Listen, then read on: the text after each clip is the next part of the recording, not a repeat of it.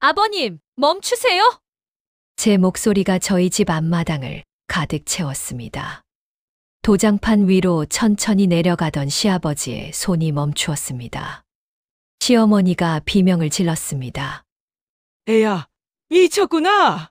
시아버지는 다리가 풀려 주저앉았죠. 며느리야, 내가 무슨 짓을? 남편이 달려와 제 팔을 붙잡았어요. 당신 정신 차려!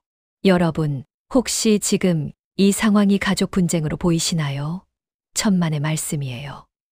저는 지금 어떤 파렴치한 마을 대감으로부터 제 가족을 그리고 저희 집 재산을 지키고 있는 겁니다.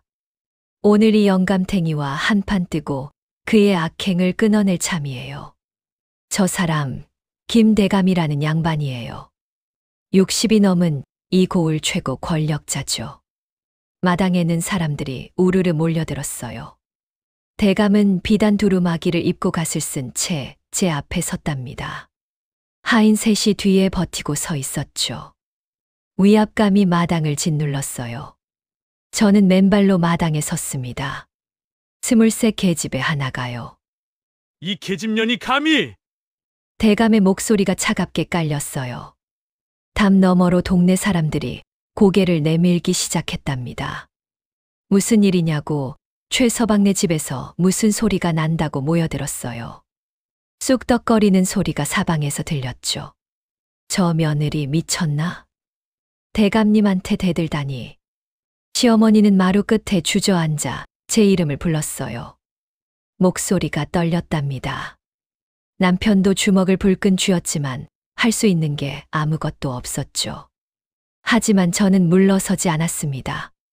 관찰사 나리께서 천천히 저를 바라보셨어요. 증거가 있소? 품속에서 보자기 3개를 꺼냈어요. 손이 떨렸지만 꽉 쥐었답니다. 증거가 있습니다. 3가지나요. 대감의 입술이 파르르 떨렸습니다. 시댁 식구들은 저를 쓸데없이 말만 많은 며느리라고 했습니다. 떠버리라고 핀잔만 주었죠. 하지만 오늘 바로 그 말 덕분에 제가 여기 서 있는 거예요. 어떻게 23 계집애가 60 넘은 양반 대감을 무너뜨릴 수 있었을까요? 그것도 집안을 살리고 논 15마지기를 지켜내고 시댁 식구들의 눈물까지 닦아줄 수 있었을까요? 그럼 처음부터 말씀드릴게요. 이 이야기는 3년 전 가을, 제가 시집 온 날부터 시작됩니다. 구독과 좋아요는 이야기를 듣는 동안 언제든 눌러주세요. 저는 최서방네 막내 며느리예요. 20살에 시집 왔으니 이제 3년째 되는 해였죠. 시집은 고을 장터 입구에서 쌀가게를 하는 집이었답니다. 넉넉하진 않아도 끼니 거르진 않는 집이었어요. 시아버지는 60이 넘으셨고 시어머니는 58이셨죠. 남편은 30살로 쌀가게를 맡아 운영했답니다. 그런데 시댁 식구들은 저를 늘 걱정스러운 눈으로 바라봤어요. 또 나갔나? 시어머니가 한숨을 쉬었답니다. 저는 그날도 시장에 나가 있었어요. 쌀 배달 가는 길에 이것저것 사람들과 이야기를 나누고 있었죠. 한지 가게 할아버지를 지나치며 환하게 웃으며 인사했답니다. 할아버지, 오늘도 건강하세요. 아이고, 최서방네 며느리, 오늘도 밝구먼. 할아버지가 손을 흔들어 주셨어요. 옆 가게 아주머니한테도, 떡 장수 아저씨한테도, 관가에서 나오는 석이 나리한테도 저는 늘 먼저 환하게 웃으며 말을 걸었답니다. 나리, 오늘도 고생 많으시죠? 아주머니, 장사 잘 되세요. 집으로 돌아오면 시어머니가 기다리고 계셨어요. 쓸데없이 말이 많아. 시어머니의 목소리가 차갑게 떨어졌답니다. 여자가 밖에서 그렇게 아무하고나 말을 하면 안 된다고 했잖니. 죄송합니다, 어머님. 저는 고개를 숙였어요. 하지만 속으로는 이해가 안 갔답니다. 사람들한테 인사하는 게 왜 나쁜 건지 몰랐거든요. 남편도 한마디 거들었어요. 당신 정말 좀 조심해. 양반댁 사모님들은 다들 조용히 지내는데 우리 마누라만 그러니 창피해. 가슴이 답답했어요. 저는 그저 사람들이 좋았을 뿐이었어요. 환하게 웃으며 인사하고 안부를 묻고 수다를 떠는 게 즐거웠답니다. 하지만 시댁에서는 그게 문제였죠. 어느 날 저녁 시아버지께서 말씀하셨어요. 며느리야, 내 마음은 착한데 여자는 집안일이나 잘하면 되는 거야. 밖에서 떠들고 다니는 건 좋지 않아. 예, 아버님. 저는 또 고개를 숙였답니다. 목이 메었어요. 밤이 되어 문간방에 혼자 앉아 있을 때였어요. 친정 아버지 생각이 났답니다. 아버지는 가난한 선비셨지만 저한테 글을 가르쳐 주셨어요. 양반대 교수들도 글을 못 배우는 시절에 딸이라고 차별하지 않으셨죠. 어렸을 때 기억이 떠올랐어요. 아버지가 쌀 한 톨을 제 손바닥에 올려놓으셨답니다. 얘야, 이게 무엇인지 아느냐? 쌀이요. 아버지, 이 쌀 한 톨로 뭘 할 수 있을까? 저는 고개를 갸웃했어요. 아무것도 못해요. 아버지가 빙그레 웃으셨답니다. 맞다. 한 톨로는 아무것도 안 된다. 하지만 이게 수천 개 모이면? 밥이 돼요. 그렇지. 쌀 한 톨은 작지만 모이면 사람을 살리는 밥이 된단다. 아버지의 손이 제 머리를 쓰다듬었어요. 따뜻했답니다. 사람도 마찬가지야. 내가 사람들한테 하는 작은 인사 한 번, 작은 미소 한 번이 쌀 한 톨 같은 거야. 하나하나는 작지만 그게 모이면 언젠가 너를 살릴 큰 힘이 된다. 정말요? 그럼 착하게 살아라. 사람들한테 정을 베풀어라. 작은 것도 모이면 큰 것이 된단다. 그때는 그 말씀이 무슨 뜻인지 몰랐어요. 하지만 지금 아버지 말씀이 자꾸만 떠올랐답니다. 시댁에서는 제 말이 많다고 했지만 저는 아버지 가르침대로 살고 싶었어요. 사람들한테 환하게 웃고 인사하고 정을 나누고 싶었답니다. 그게 잘못된 건가요? 저는 창밖을 바라보며 생각했어요. 달빛이 마당을 비추고 있었답니다. 하지만 그때는 몰랐어요. 제가 그렇게 나눈 작은 말 한마디, 작은 미소 하나가 정말로 언젠가 저를 살릴 줄은요. 낙엽이 마당에 수북이 쌓이던 어느 날, 김대감대 카인이 저희 집 대문을 두드렸답니다. 차가운 바람이 함께 밀려 들어왔어요. 시아버지께서 마루로 나오셨어요. 하인이 품속에서 문서 하나를 꺼냈답니다. 깨끗한 종이에 먹물로 빼곡히 적혀 있었죠. 대감 어르신께서 이 문서를 확인하라 하셨다고 40년 전 대감 어르신께서 최씨 댁의 논 15마지기를 팔기로 하셨다는 문서라고. 그런데 대금을 받지 못하셨다 하니 그 논을 다시 돌려받으시겠다고 했답니다. 시아버지의 손이 떨렸어요. 시어머니가 부엌에서 뛰어나왔답니다. 그게 무슨 소리냐고.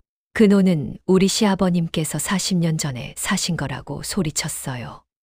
하인은 차갑게 말했답니다. 그건 대감 어르신과 직접 이야기하라고요. 그날 저녁 시댁 식구들이 모두 모였어요. 시아버지가 한숨을 쉬며 말씀하셨답니다. 큰일 났다고. 그 논을 잃으면 우린 어떻게 사냐고요. 시어머니가 울기 시작했어요. 그 논은 시아버님께서 평생 모은 돈으로 사신 거라고. 우리 조상 땅인데 어쩌냐고 흐느꼈어요. 남편이 주먹을 쥐었어요. 대감이 거짓말을 하는 거 아니냐고. 어떻게 40년 전 일을 증명하냐고. 우리 할아버님께서 분명히 사셨다고 소리쳤답니다. 하지만 시아버지가 고개를 저으셨어요. 문서가 있는 걸 보지 않았느냐고. 그것도 40년 전 거라는데 어쩌겠냐고. 우리는 글도 제대로 읽지 못하는데 어떻게 맞서겠냐고 하셨어요. 시아버지 목소리가 힘없이 떨어졌어요. 남편이 소리쳤어요. 그럼 관가에 가서 호소하면 되지 않냐고요. 시아버지가 쓴웃음을 지으셨답니다. 관가에 가봤자 소용없다고. 김대감은 이 고을에서 40년을 산 양반이라고, 관가 사람들이 다 대감 편이라고, 우리 같은 상인이 무슨 수로 이기겠냐고 하셨어요. 시어머니가 남편을 붙잡았답니다. 괜히 나섰다가 화만 키운다고, 대감님 노여움을 사면 쌀가게도 못한다고, 그냥 논을 내주는 게 낫다고 울며 말했어요. 남편이 소리쳤어요. 그럼 그냥 당하고 있으라는 거냐고요. 시아버지가 주먹으로 마루를 쳤답니다. 탁 소리가 울렸어요. 당하는 게 아니라 방법이 없는 거라고요. 양반한테 맞서봤자 우리만 망한다고, 조용히 있는 게 상책이라고 하셨어요. 마당이 조용해졌어요.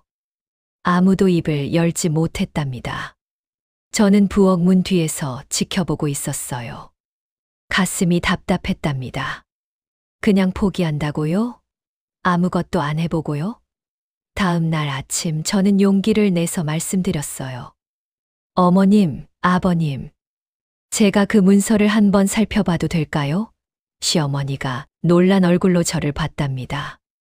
내가 뭘 안다고 그러냐고, 그냥 조용히 있으라고 하셨어요. 제가 말씀드렸어요. 저도 글을 조금 읽을 줄 안다고요. 시아버지가 손을 저으며 거드셨어요. 며느리야, 내 마음은 고맙지만 소용없다고. 대감은 명확히 40년 된 문서를 가지고 있는데 우리가 뭘 어떻게 하겠냐고, 그냥 집안일이나 하라고 하셨어요. 남편도 한마디 거들었어요. 이런 큰일은 남자들이 알아서 할 테니 당신 신경 쓰지 마요. 제 가슴이 답답했어요. 하지만 저는 물러서지 않았답니다. 그럼 관가에 가서 옛날 기록을 확인해 보면 어떨까요? 40년 전 장부가 남아있을 거예요. 시어머니가 한숨을 쉬었어요. 쓸데없는 소리 하지 말라고, 관가 사람들이 우리 같은 상인 말을 들어주겠냐고, 괜히 나섰다가 대감한테 찍히면 쌀가게도 못한다고 하셨어요. 시아버지가 말씀하셨어요. 며느리야, 내 생각은 알겠지만 세상 물정을 몰라서 그런다고, 양반과 상인은 다르다고, 우리는 그냥 조용히 살아야 한다고 하셨습니다. 저는 답답했습니다. 입을 다물 수밖에 없었어요. 이분들은 이미 마음을 접은 듯 했습니다. 대체 왜죠? 왜 시도도 안 해보려는 건지 이해가 되지 않았어요. 하지만 밤이 되어 문간방에 혼자 앉아 있을 때 낮에 잠깐 본 그 문서가 자꾸 떠올랐답니다. 종이가 너무 깨끗했어요. 40년이나 됐다면 누렇게 바래야 하는 게 아닐까요? 하지만 그 문서는 마치 최근에 쓴 것처럼 하얗고 깨끗했답니다. 뭔가 이상해요. 하지만 시댁에서는 아무도 제 말을 들으려 하지 않았답니다. 사흘이 지났어요. 시댁 식구들은 이미 체념한 듯 했답니다. 아무도 대감 문서에 대해 이야기하지 않았어요. 그냥 논을 내주는 쪽으로 마음을 정한 것 같았답니다. 하지만 저는 포기할 수 없었어요. 그날 밤 저는 결심했답니다. 시댁에서는 제 말을 듣지 않아요. 여자라서, 며느리라서 글을 조금밖에 모른다고 무시당했답니다. 하지만 저는 알아요. 그 문서에 뭔가 이상한 점이 있다는 걸요. 그럼 혼자라도 해야죠. 혼자서라도 증거를 찾아야 해요. 그래서 시댁 식구들한테 보여줘야 해요. 제가 옳았다는 걸요. 저는 이불을 박차고 일어났답니다. 만약 제 생각이 맞다면 그 문서는 가짜일지도 몰라요. 하지만 어떻게 증명하죠? 저는 어둠 속에서 생각하고 또 생각했답니다. 아버지께서 가르쳐 주신 글 읽기, 관찰하기, 생각하기. 그 모든 게 지금 필요했어요. 다음 날 새벽 시댁 식구들이 모두 잠든 사이 저는 몰래 집을 나섰답니다. 차가운 새벽 공기가 뺨을 스쳤어요. 손이 시렸지만 멈출 수 없었답니다. 진실을 밝혀야 했어요. 저희 집안을 지켜야 했죠. 비록 시댁에서는 제 말이 많다고 쓸데없다고 했지만 이번만큼은 제가 해야 했답니다. 저는 주먹을 꽉 쥐고 마을 훈장 어르신 댁으로 향했어요. 가슴이 두근거렸답니다. 군장 어르신 댁에 도착했을 때는 해가 막 떠오르고 있었어요. 문을 두드리는 제 손이 떨렸답니다. 똑똑똑. 나무 문이 차가웠어요. 잠시 후 어르신이 나오셨죠. 70이 넘으신 분이었지만 눈빛만은 또렷했답니다. 저는 여쭤봤어요. 40년 전 문서라면 종이가 어떤 상태여야 하는지요. 어르신의 얼굴이 심각해졌답니다. 주름진 손으로 턱을 쓰다듬으시며 천천히 말씀하셨어요. 40년이면 종이가 누렇게 바래야 한다고, 먹물도 번지고 가장자리가 해져 있어야 한다고 하셨습니다. 하지만 곧 한숨을 쉬셨어요. 증거가 없으면 소용없다고, 김 대감은 양반이고 권세가 있는 분이라고, 저희 집안은 상인이라 신분도 낮으니 관가에서 누구 편을 들겠냐고 하셨죠. 어르신의 목소리가 무겁게 가라앉았답니다. 저는 이를 악물었어요. 손톱이 손바닥에 박혔답니다. 그래도 포기할 순 없었어요. 반드시 증거를 찾아내겠다고 속으로 다짐했답니다. 군장 어르신 댁을 나와 곧장 시장으로 향했어요. 발걸음이 빨라졌답니다. 한지 가게로 가야 했어요. 한지 가게에 도착하니 할아버지께서 가게 문을 열고 계셨어요. 저를 보시고는 환하게 웃으며 손을 흔들어 주셨답니다. 평소에 제가 늘 밝게 인사를 드렸기에 할아버지는 저를 반갑게 맞아주셨죠. 저는 물었어요. 새 종이하고 오래된 종이 차이가 뭔지요? 할아버지는 잠시 생각하시더니 창고로 들어가셨답니다. 먼지 냄새가 코를 찔렀어요. 한참을 뒤적이시다가 낡은 상자 하나를 꺼내오셨죠. 40년쯤 된 한지라고 팔지 못하고 쌓아뒀던 거라고 하셨어요. 제 손이 떨렸어요. 종이를 만져보니 거칠었어요. 표면이 울퉁불퉁했고 누렇게 발해 있었답니다. 가장자리는 부스러질 듯 약했고 특유의 묵은 냄새가 났어요. 마치 오래된 책을 펼칠 때 나는 그런 냄새였죠. 저는 여쭤봤어요. 이 종이를 물에 담가봐도 되는지요? 할아버지는 의아해 하셨지만 그러라고 하셨어요. 저는 새 종이 한 장과 오래된 종이 한 장을 각각 물 담긴 그릇에 넣었어요. 손끝에 차가운 물이 닿았답니다. 가슴이 두근거렸어요. 이게 정말 차이가 날까? 5분쯤 지났을까요? 새 종이는 멀쩡했어요. 하지만 오래된 종이는 가장자리가 흐물흐물 풀어지기 시작했답니다. 섬유가 약해져서 물에 쉽게 풀어지는 거였어요. 제 가슴이 쿵 뛰었습니다. 이거였어요. 오래된 종이는 섬유가 약해진다는 걸 확인한 거였답니다. 하지만 문제가 있었어요. 대감 문서는 대감이 가지고 있으니 제가 직접 물에 담글 수는 없었거든요. 그럼 어떻게 하죠? 저는 생각했어요. 색깔이었답니다. 40년 전 종이는 누렇게 바래야 해요. 대감 문서는 새하였죠. 할아버지는 그 낡은 종이를 제게 주셨어요. 팔 수도 없는 것인데 가져가라고, 평소에 제가 밝게 인사하던 게 고마웠다고 하셨답니다. 할아버지의 손이 제 손을 꼭 잡았어요. 따뜻했지만 거칠었답니다. 첫 번째 증거를 얻었어요. 저는 그 종이를 조심스럽게 보자기에 싸서 품에 안았답니다. 종이가 바스락거리는 소리가 작게 들렸어요. 집으로 돌아오는 길에 생각했어요. 종이가 오래됐다는 건 알겠어요. 하지만 대감이 변명할 수도 있었답니다. 먹물이 중요했어요. 그날 밤 시댁 식구들이 모두 잠든 후 저는 몰래 부엌으로 갔답니다. 달빛만이 마루를 비추고 있었어요. 발소리를 죽이며 조심조심 걸었답니다. 부엌 구석에 먹물이 있었어요. 저는 종이 몇 장을 꺼내 각각 다른 날짜에 글을 써보기로 했답니다. 첫 번째 종이에 붓으로 글을 썼어요. 먹물이 종이에 스며들었죠. 빛에 비춰보니 뒷면이 깨끗했답니다. 다음 날도 그 다음 날도 똑같이 했어요. 일주일이 지나고 열흘이 지났답니다. 그리고 확인했어요. 처음 쓴 종이를 빛에 비춰보니 뒷면에 먹물이 살짝 비쳤답니다. 시간이 지나자 먹물이 종이 속으로 깊이 스며든 거였어요. 오래된 문서일수록 먹물이 깊이 번진다는 걸 알았답니다. 제 손이 떨렸어요. 대감 문서는 뒷면이 깨끗했어요.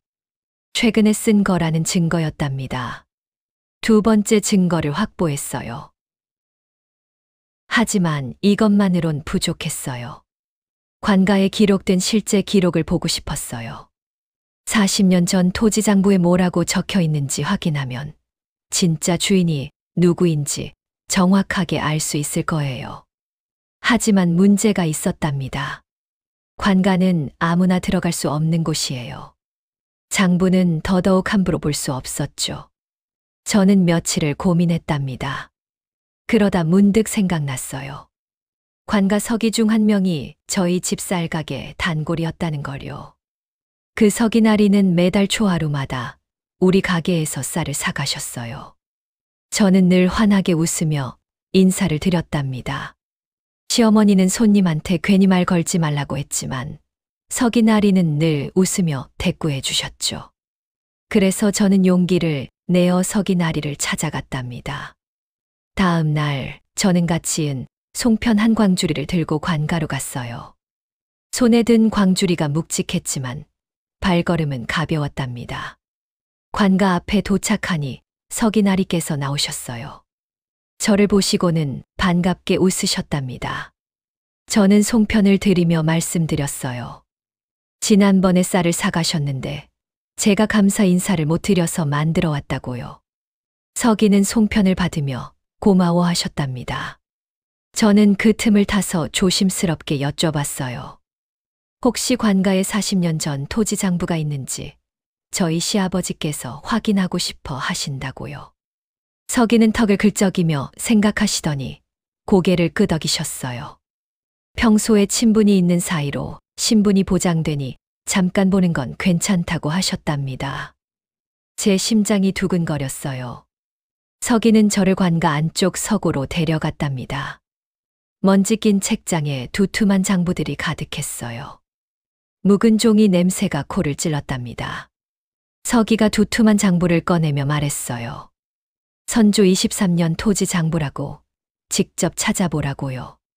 저는 떨리는 손으로 장부를 펼쳤답니다. 그리고 드디어 찾았어요. 논15마지기, 매도인 박서방, 매수인 최씨, 대거 어르신, 매매가 30냥. 저희 시댁 할아버님 성함이 똑똑히 적혀 있었어요. 가슴이 쿵 하고 뛰었답니다. 저는 재빨리 그 부분을 종이에 베껴 적었어요. 손이 떨려서 글씨가 삐뚤삐뚤했지만 상관없었답니다. 그리고 서기에게 감사 인사를 한 뒤 관가를 나왔답니다. 저는 조금씩 더 확신이 들었어요. 김대감이 모든 걸 조작하고 논15마지기를 빼앗으려고 한다는 것을요. 하지만 아직 부족했어요.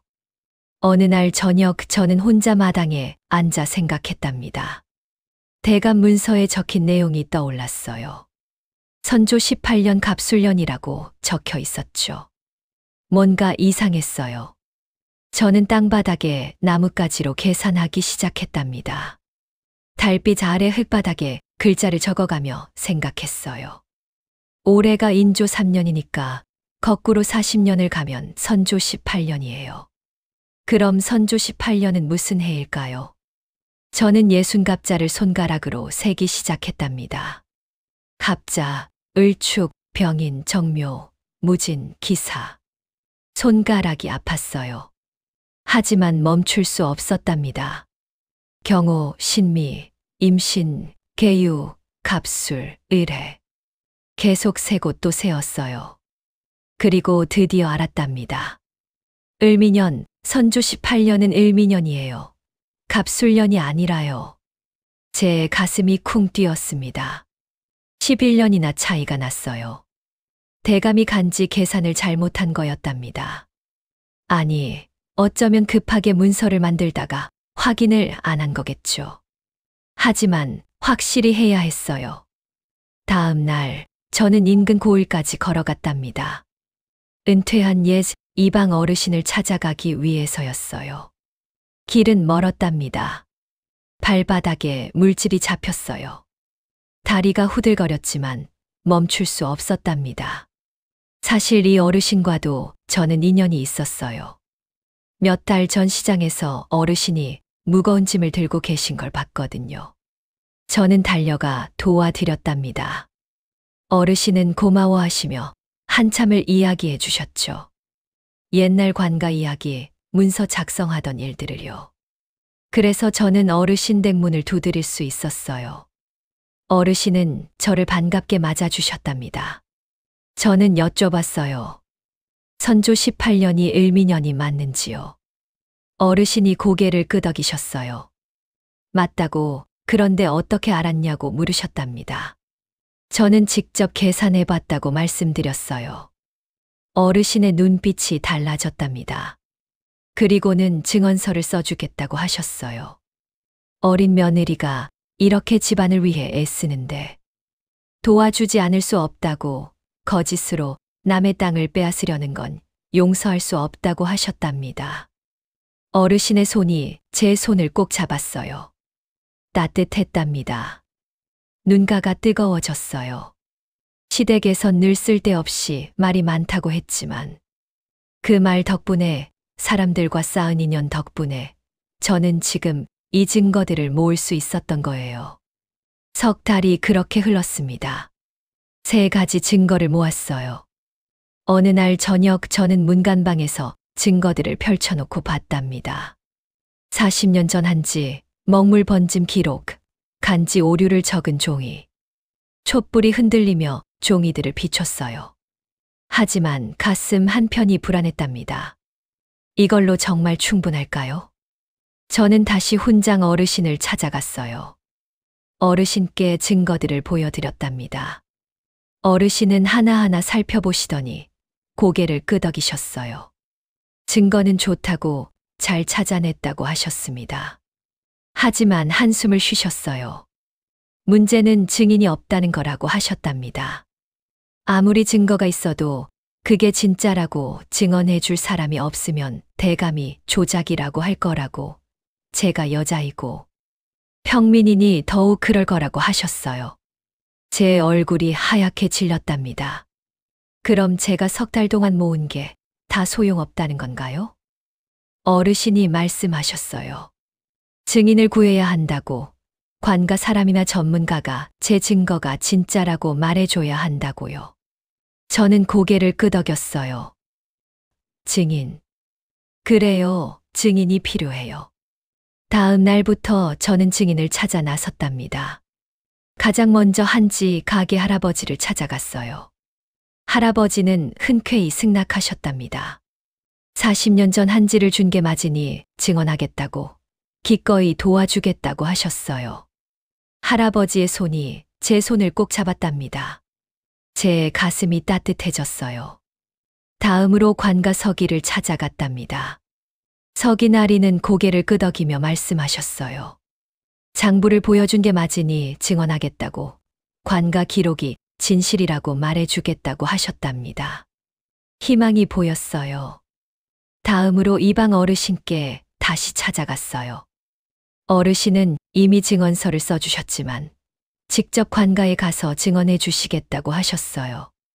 간지 오류는 명백한 증거라고, 40년 넘게 문서를 다룬 자신이 보증하겠다고 하셨어요. 저는 눈물이 날 것 같았답니다. 드디어 됐어요. 증거도 있고 증인도 생겼어요. 집으로 돌아오는 길, 발걸음이 가벼웠답니다. 가을 하늘이 맑고 높았어요.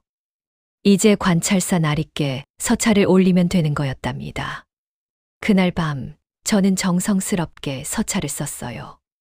촛불을 켜고 한 글자 한 글자 조심스럽게 적어 내려갔답니다. 제가 발견한 3가지 증거를 상세히 적고 증인이 있다는 것도 밝혔어요. 먹물이 손가락에 묻었지만 신경 쓰지 않았답니다. 편지를 접어봉하며 눈물이 흘렀어요. 제발 읽어주세요. 제발요. 서찰을 보낸 지 사흘이 지났어요. 아직 답은 없었습니다. 그날 저녁 저는 저녁 준비를 하고 있었답니다. 물을 썰고 있었는데 갑자기 대문 두드리는 소리가 들렸어요. 김대감 댁하인이었어요. 차갑게 말했답니다. 대감 어르신께서 내일 오신다고, 도장을 찍으러 오신다고요. 하인의 목소리가 얼음장 같았어요. 그날 밤은 잠을 이룰 수 없었답니다. 창밖을 보니 달이 떠 있었어요. 차갑고 외로운 달이었답니다. 새벽녘이었어요. 누군가 조용히 문간방 문을 두드렸답니다. 톡톡. 나무 문이 떨리는 소리가 났어요. 한지 가게 할아버지였어요. 할아버지는 눈물을 글썽이고 계셨답니다. 떨리는 목소리로 말씀하셨어요. 어젯밤 대감이 찾아왔다고, 손주들을 협박했다고요. 내일 제 편을 들면 손주들을 장터에서 쫓아내겠다고, 장터 자리는 대감이 관리하는 거라며 위협했다고 하셨어요. 할아버지의 손이 떨렸답니다. 손주 셋의 얼굴이 떠올라 용기가 안 난다고, 정말 미안하다고, 비겁한 거 안다고 하셨어요. 할아버지 목소리가 갈라졌답니다. 제 가슴이 철렁 내려앉았어요. 할아버지가 가신 후 또 누군가 왔어요. 관가 서기였어요. 서기도 같은 말을 하셨답니다. 대감이 협박했다고, 내일 증언하면 파직시키겠다고 했다며요. 늙은 어머니 약값을 어떻게 되겠냐고, 평생 부끄러울 것 같다고, 하지만 용서해달라고 하셨어요. 서기의 눈가도 붉었답니다. 새벽녘 마지막으로 이방 어르신이 찾아오셨어요. 어르신도 눈물을 글썽이고 계셨답니다. 대감이 아들을 위협했다고, 아들이 관직을 잃으면 식구들을 어찌 먹여 살리겠냐고, 정말 미안하다고 하셨어요. 어르신의 손이 제 손을 꼭 잡았답니다. 세 사람이 모두 가고 나서 저는 혼자 문간방에 앉아 있었어요. 눈물이 주르르 흘러내렸답니다. 뺨을 타고 턱으로 떨어졌어요. 차가웠답니다. 하지만 저는 그들을 원망할 수 없었어요. 그들도 가족이 있으니까요. 생계가 달린 문제니까요. 양반 대감에게 맞서는 건 목숨을 거는 일이었어요. 제가 너무 무리한 걸 부탁한 거였답니다. 그들은 저를 배신한 게 아니었어요. 그저 살아야 했던 거예요. 저는 증거들을 꺼내 봤답니다. 보자기를 풀자 종이들이 바스락거렸어요.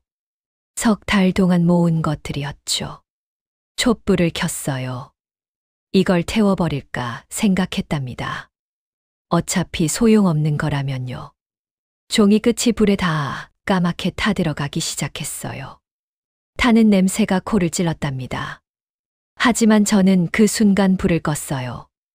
안 돼. 아직 뭔지는 모르겠지만 포기할 순 없었어요. 저는 타다만 증거를 꼭 안았습니다. 종이가 손에 구겨졌어요. 밤새 울었답니다. 이불을 뒤집어 쓰고 소리 없이 울었어요. 베개가 눈물로 젖었답니다. 그날 밤은 길고도 어두웠어요. 저는 잠을 이루지 못하고 창밖만 바라봤답니다. 별들이 차갑게 빛나고 있었어요. 아버지 생각이 났답니다. 아버지라면 뭐라고 하셨을까요? 옳은 일을 하다 벌을 받는다면 그것도 떳떳한 일이라고 하셨을 것 같았어요. 저는 증거들을 다시 꺼냈답니다. 손으로 만지니 종이가 바스락거렸어요. 석 달 동안 모은 것들이었답니다. 한지 가게를 찾아가고 밤마다 몰래 실험하고 먼 길을 걸어가고 그 모든 게 허사가 되는 걸까요? 아니에요. 포기할 순 없어요. 새벽이 밝아올 무렵이었어요. 저는 결심했답니다. 증인이 없어도 혼자라도 끝까지 해보겠다고요. 제가 입을 열면 어떤 일이 벌어질지 몰라요. 하지만 아무것도 안 하면 땅은 확실히 잃어요. 집안은 무너지고요. 그보다도 이건 옳지 않아요. 김 대감이 거짓 문서로 저희 땅을 빼앗으려는 건 잘못된 일이에요. 누군가는 맞서야 해요. 설령 제가 진다 해도요. 저는 증거들을 다시 보자기에 쌌답니다. 손이 떨렸지만 단단히 매듭을 지었어요. 다음 날 오후였어요.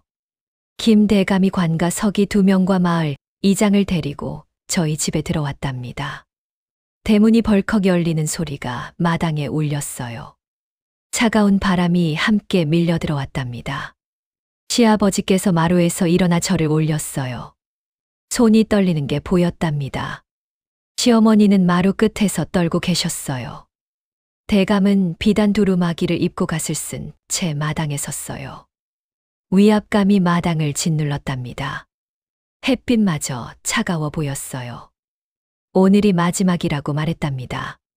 도장을 찍지 않으면 내일 관가에 소송을 제기하겠다고. 그럼 송사 비용으로 파산할 거라고. 땅도 잃고 쌀가게도 문 닫게 될 거라고요. 대감의 목소리가 마당을 가득 채웠어요. 시아버지의 얼굴이 흙빛으로 변했답니다. 떨리는 손으로 도장을 들어 올렸어요. 시어머니는 마루 끝에 주저앉아 눈물을 흘렸답니다. 크느끼는 소리가 작게 들렸어요. 남편도 주먹을 불끈 쥐었지만 할 수 있는 게 아무것도 없었어요. 김 대감은 비웃듯 말했답니다. 현명한 선택이라고. 양반에게 맞서봤자 상인 따위가 이길 수 있겠냐고요. 그리고 도장판을 시아버지 앞으로 밀었답니다. 시아버지의 손이 도장판 위로 천천히 내려갔어요. 손이 바들바들 떨렸답니다. 저는 문간방 안에서 숨을 죽이고 바라보고 있었어요. 가슴이 터질 것 같았답니다.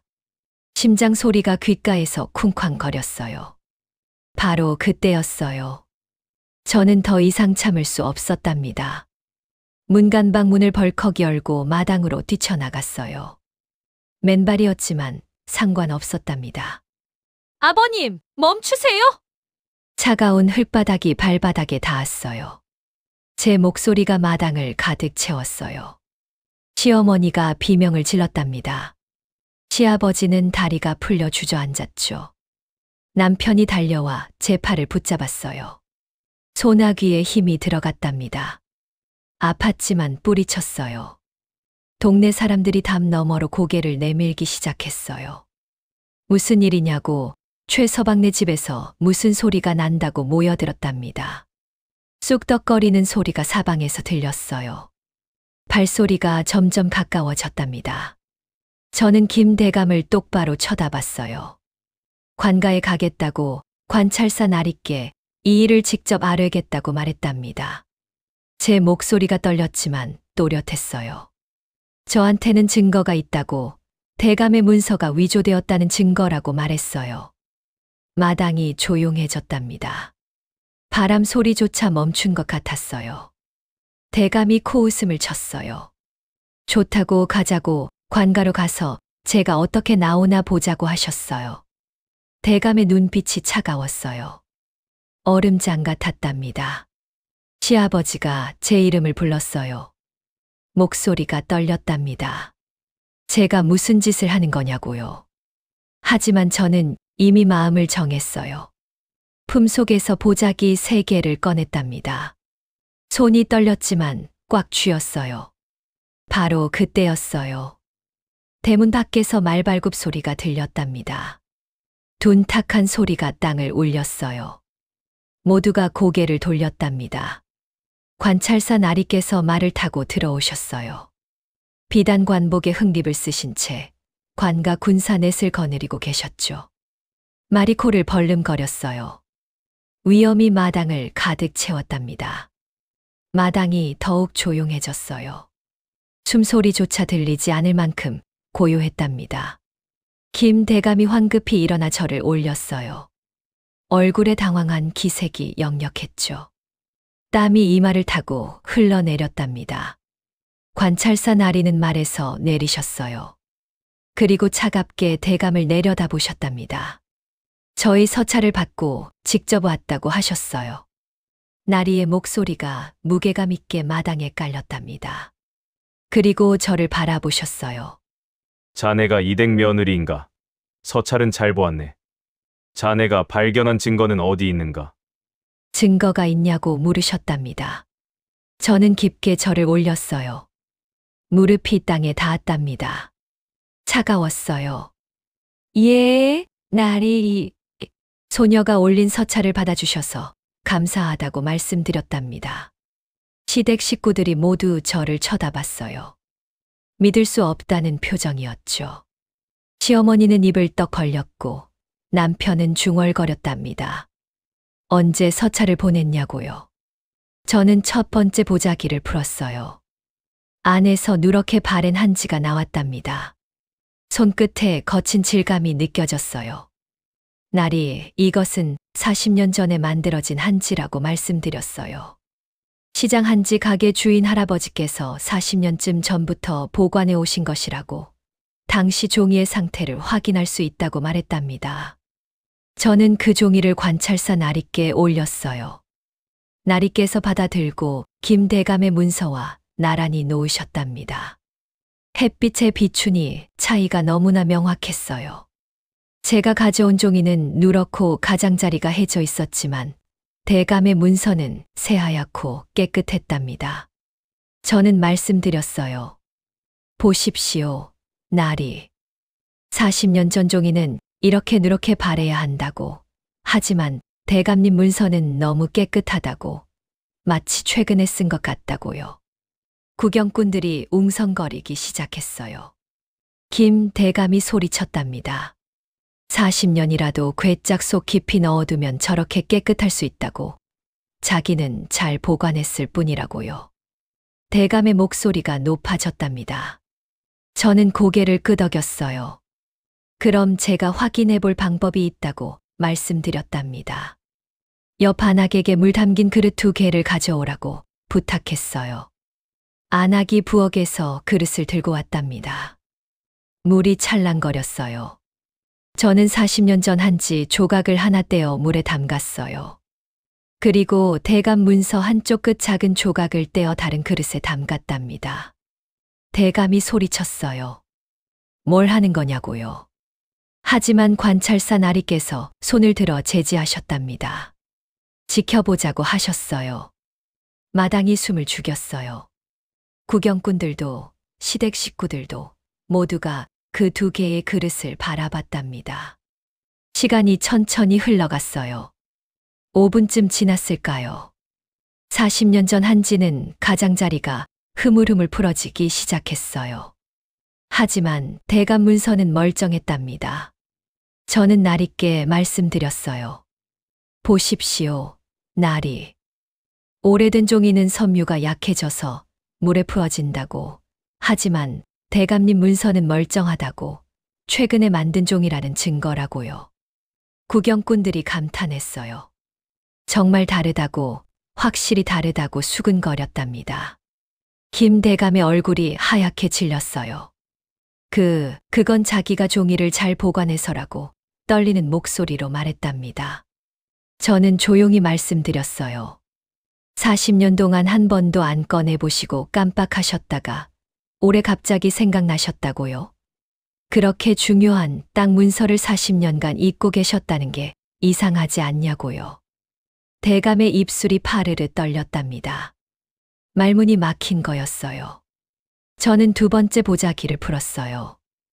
안에서 제가 베껴 적은 관가 장부 사본과 먹물 실험 기록이 나왔답니다.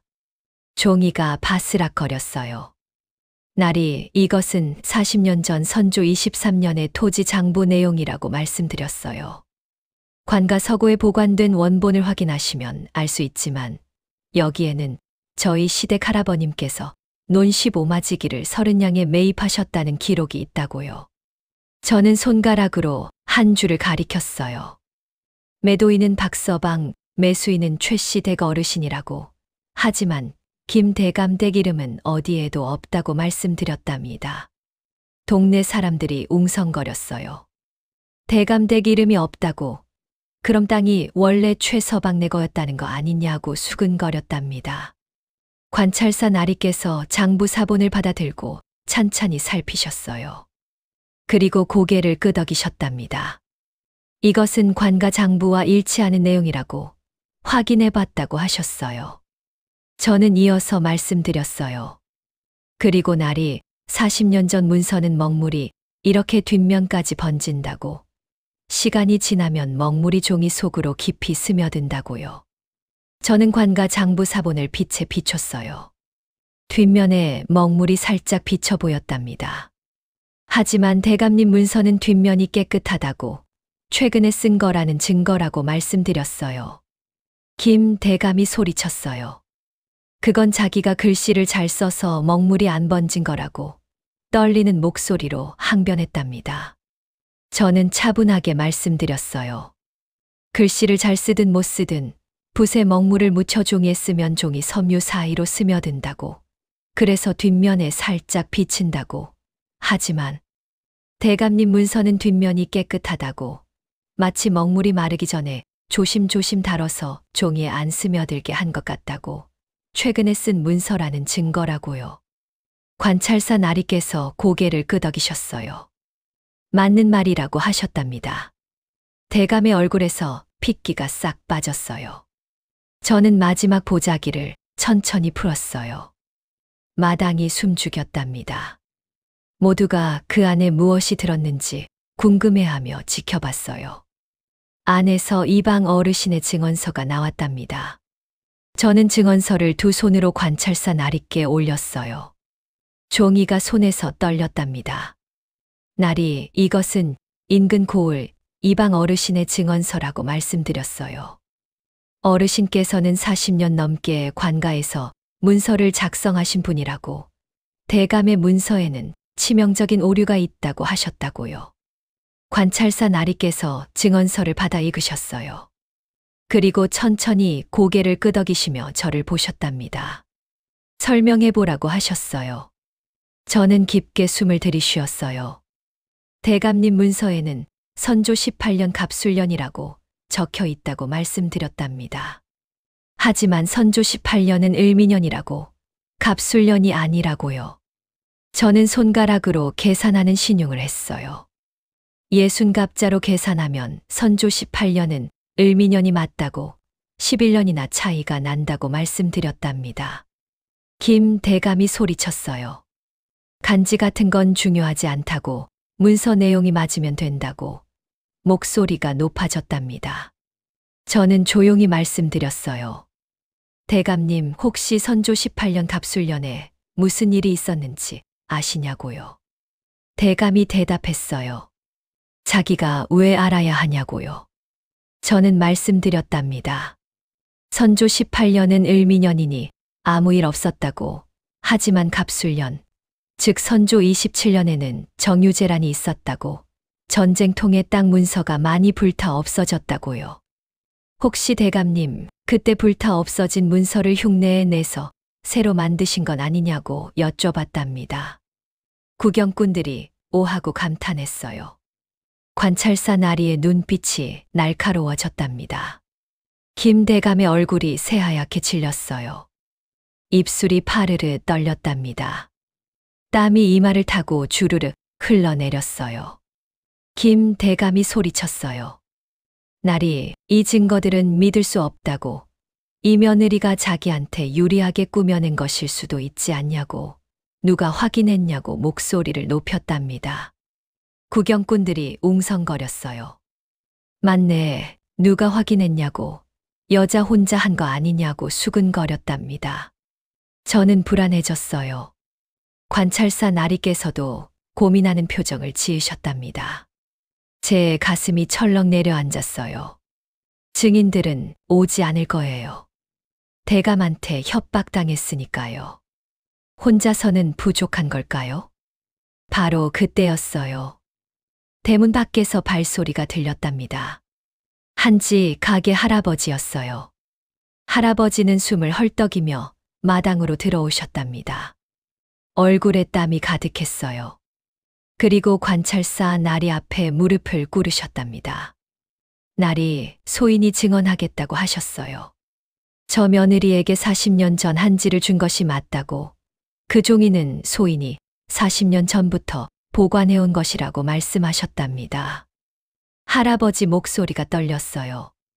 김 대감이 소인을 협박했다고, 손주들을 위협했다고, 하지만 더 이상 거짓을 묵과할 수 없다고 하셨어요. 할아버지가 고개를 들어 저를 봤어요. 눈에 눈물이 가득했답니다. 그리고 또 누군가 왔어요. 관가 석이었답니다. 석이도 무릎을 꿇고 말씀하셨어요.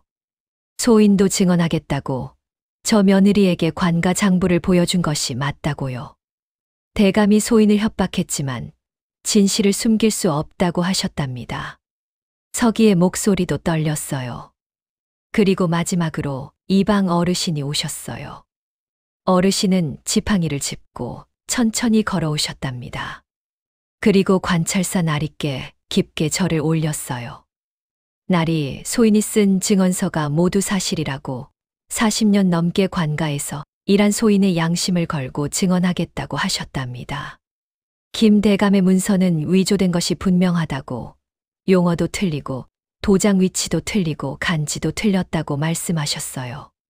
세 사람이 모두 무릎을 꿇고 증언했답니다. 저는 눈물이 핑 돌았어요. 목이 메었답니다. 그들은 결국 왔어요. 두려움을 이기고 양심을 따라 진실을 말하러 온 거예요. 김 대감이 소리쳤어요. 저들은 이 여자한테 매수당한 거라고, 거짓말이라고 목청껏 외쳤답니다. 한지 할아버지가 말씀하셨어요. 매수라니 소인은 대감님께서 며칠 전 찾아와 협박하셨던 것을 기억한다고요. 관가 서기도 말했답니다. 소인도 대감님의 협박을 받았다고요. 이방 어르신도 말씀하셨어요. 소인 역시 그러했다고요. 세 사람이 동시에 말했답니다. 그럼에도 오늘 여기 선 것은 진실이 협박보다 강하기 때문이라고요.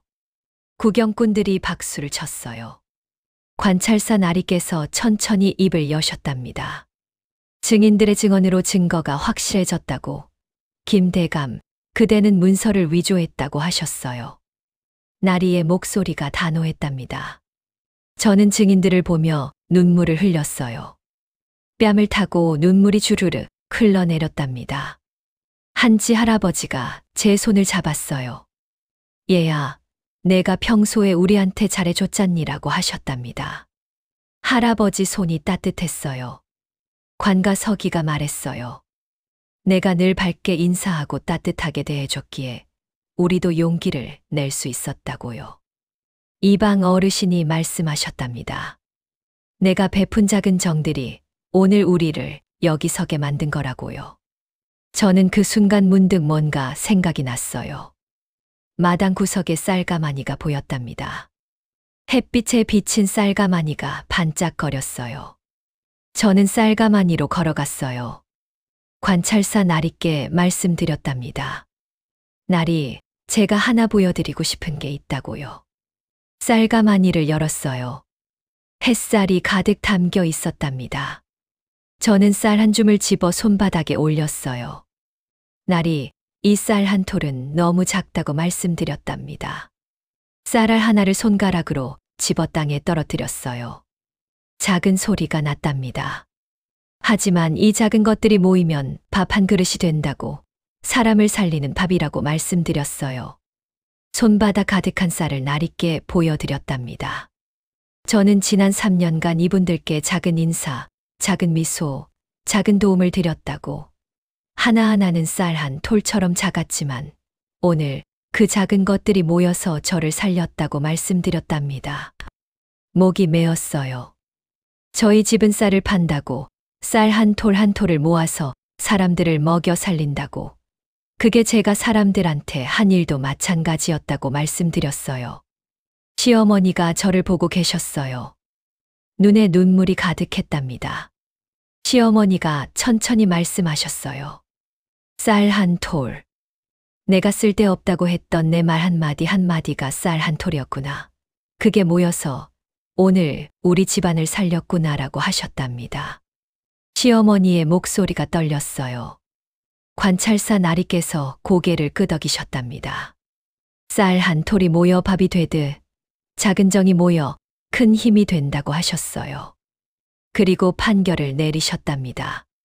김대감은 문서 위조죄로 관직을 박탈하고 이 고을에서 추방한다고, 피해를 입히려 한 이 집안에 벌금 50냥을 물도록 하라고, 이 사건은 인근 고을에 모두 알려 다시는 이런 일이 없도록 하라고 하셨어요. 나리의 목소리가 마당에 울려 퍼졌답니다. 쉰냥이라는 금액에 시아버지가 깜짝 놀랐어요. 그건 그 논밭 가치보다 훨씬 많은 돈이었거든요. 김대감은 고개를 숙인 채 끌려 나갔어요. 동네 사람들의 손가락질과 비웃음 속에서 그는 한때 누렸던 모든 권위를 잃었답니다. 대감의 뒷모습이 초라했어요. 구경꾼들이 박수를 쳤어요. 저는 그 자리에 멍하니 서 있었답니다. 이겼어요. 정말로 이긴 거였답니다. 무릎에 힘이 풀렸어요. 주저앉을 뻔했죠. 관찰사 나리가 떠나신 후 마당엔 긴 침묵이 흘렀어요. 아무도 입을 열지 못했답니다. 바람 소리만 마당을 스쳤어요. 시어머니가 먼저 제게 다가왔어요. 그리고 제 손을 꽉 잡으셨답니다. 시어머니 손이 떨렸어요. 애야. 시어머니의 목소리가 떨렸답니다. 눈가가 붉어지셨어요. 내가 정말 미안하구나 하고 말씀하셨답니다. 시어머니는 천천히 말씀을 이어가셨어요. 내가 시집 온 첫날부터 늘 밝게 웃으며 말을 걸었다고, 시장에서 만난 사람들한테도, 손님들한테도, 훈장 어르신께도 그랬다고요. 시어머니의 손이 제 손을 더 꽉 쥐었답니다. 자기는 그게 가벼워 보인다고 생각했다고, 며느리가 너무 수다스럽다고 입을 좀 다물라고 했다고요. 하지만 그게 제 힘이었다고, 사람들과 마음을 나누는 게 제 재주였다고 말씀하셨답니다. 사람들이 저를 기억하고 저를 도와준 건 제가 먼저 그들에게 따뜻했기 때문이었다고요. 시어머니 목소리가 메었어요. 정말 미안하다고, 제 말을 한 번도 제대로 들어주지 않았다고 하셨답니다. 저는 시어머니를 꽉 안아드렸어요. 가슴이 벅차올랐답니다. 눈물이 또 흘렀어요. 시어머니도 저를 안으셨답니다. 3년 만에 처음으로 우리는 서로를 안았어요. 시어머니 품에서 따뜻한 온기가 느껴졌답니다. 시아버지도 다가와 말씀하셨어요.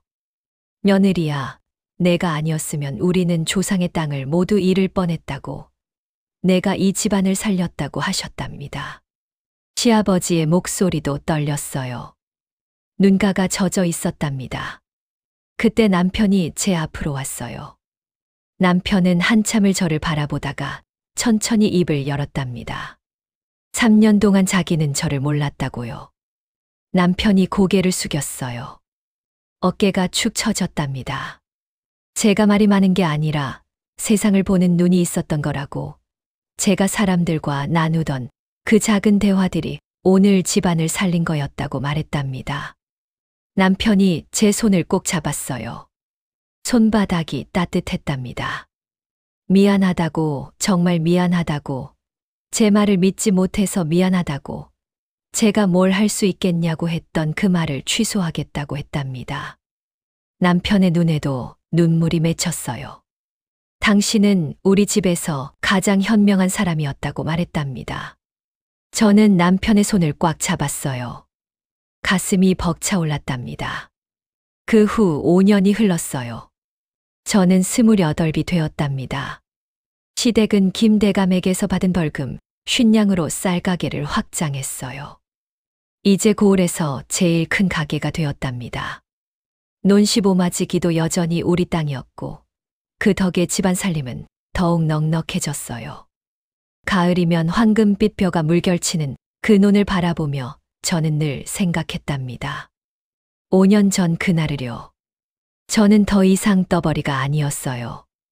사람들은 저를 지혜로운 며느리라 불렀답니다. 마을에서 억울한 일이 생기면 사람들은 저를 찾아왔어요. 며느리, 이 문서 좀 봐주시겠냐고, 며느리, 이 일을 어떻게 해결하면 좋을까요?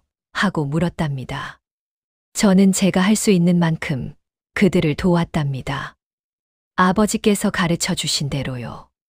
그리고 딸 하나를 낳았어요. 어느 봄날 저는 새 살배기 딸을 무릎에 앉히고 말했답니다. 채연아. 딸이 고개를 들어 저를 바라봤어요. 맑은 눈동자가 저를 쳐다봤답니다. 저는 딸의 작은 손을 꼭 잡았어요. 포동포동한 손이 제 손 안에 들어왔답니다. 엄마가 해줄 말이 있단다 하고 말했답니다. 딸이 고개를 갸웃했어요.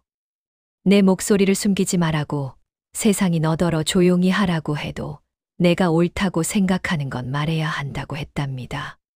저는 딸을 꼭 안았어요. 작고 따뜻한 몸이 제 품에 안겼답니다. 그게 세상을 바꾸는 힘이란다고, 엄마가 너한테 물려주고 싶은 건 바로 그거라고 말했답니다. 딸이 제 품에 안기며 물었어요.